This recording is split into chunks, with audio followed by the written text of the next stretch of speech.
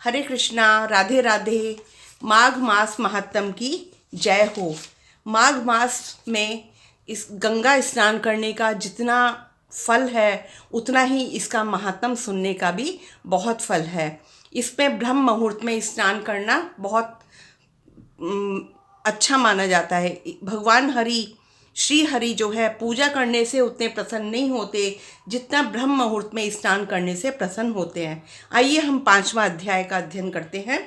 दत्तात्रेय जी कहते हैं कि हे राजन, एक प्राचीन इतिहास कहता हूँ। भृगुवंश में ऋषिका नाम की एक ब्राह्मणी थी जो बाल्यकाल में ही विधवा हो गई थी। वह रेवा नदी के किनारे विंध्याचल पर्वत के नीचे तपस्या करने लगी।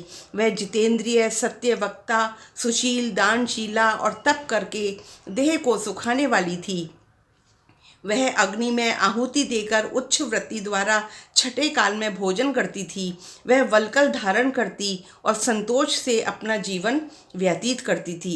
उसने रेवा और कपिल नदी के संगम में 60 वर्ष तक माघ स्नान किया था और फिर वह वहीं पर मृत्यु को प्राप्त हो गई थी। माघ स्नान के फल से वह दिव्य 4000 वर्ष तक विष्णु लोक में वास करके सुंद और उपसुंद दैत्यों के नाश करने के लिए ब्रह्मा द्वारा तिलोत्तमा नामक अप्सरा के रूप में ब्रह्मलोक में उत्पन्न हुई। वह इतनी सुंदर थी कि ब्रह्मा जी उसका रूप देखकर चकित रह गए। वह अत्यंत रूपवती, गान विद्या में अति प्रवीण और मुकुट कुंडल से शोभायमान थी। उसका रूप, यौवन, सौंदर्य देखकर ब्रह्मा आदि सभी चकित रह गए। वह कुमारी तिलोत्तमा रेवा नदी के पवित्र जल में स्नान करके वन में बैठी थी। तब सुंद और उपसुंद के सैनिकों ने चंद्रमा के समान उस रूपवती को देखकर अपने राजा सुंद और उपसुंद से उसके रूप की शोभा का वर्णन किया और उनसे कहा कि कामदेव को लज्जित करने वाली ऐसी परम सुंदर स्त्री हमने पहले कभी नहीं देखी, आप भी चलकर देखिए। तब वह उनके कहने से दोनों मदिरा के पात्र को वहीं रखकर वहां आए जहां पर वह सुंदरी बैठी हुई थी। मधुरा के पान से विह्वल होकर काम पीड़ा से पीड़ित हो गए और दोनों ही आपस में उस स्त्री रत्न को प्राप्त करने के लिए विवादग्रस्त हो गए और विवादग्रस्त करते करते आपस में युद्ध करते हुए वहीं पर समाप्त हो गए।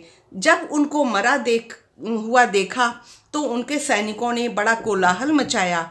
तब तिलोत्तमा काल रूपी रात्रि के समान उनको पर्वत से गिराती हुई 10 दिशाओं को प्रकाशमान करती हुई आकाश में चली गई और देव कार्य सिद्ध करके ब्रह्मा के सामने जब आई तो ब्रह्मा जी ने प्रसन्नता से कहा कि हे चंद्रवदनी, ये सुंदर नयनी, ये कमल नयनी, मैंने तुमको सूर्य के रथ पर स्थान दे दिया है।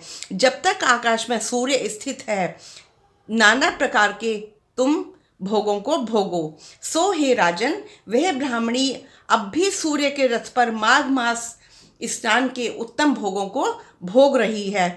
इसलिए श्रद्धावान पुरुषों को उत्तम गति पाने के लिए यत्न के साथ माघ मास में विधि पूर्वक स्नान करना चाहिए। इति 5वां अध्याय समाप्त। बोलिए माघ मास महात्म की जय हो।